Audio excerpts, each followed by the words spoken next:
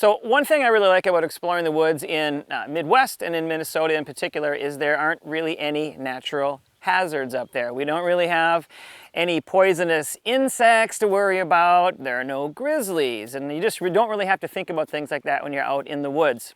So it'd be easier for me to come down here to we're at Memphis, we're kind of working our way down to New Orleans, and act the same way in the woods, but that's not a good idea because down here snakes can be an issue. And so a couple things that I'm sort of keeping in mind all week. The sort of number one rule is that you don't want to put your hands or your feet anywhere that you can't see first. So this area behind me is a pretty good example.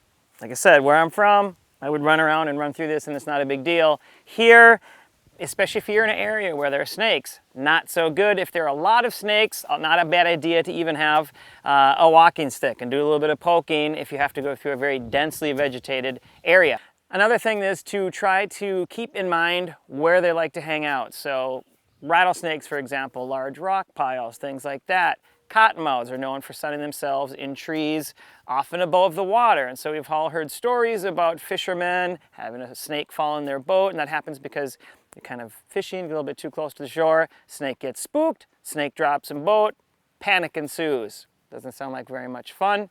So start to familiarize yourself where they tend to hang out. If there are a lot of snakes in the area, keep small pets close. That's another thing. So the main thing though, like I said though, is to never put your hands or your feet where you can't see first, and you shouldn't run into any problems.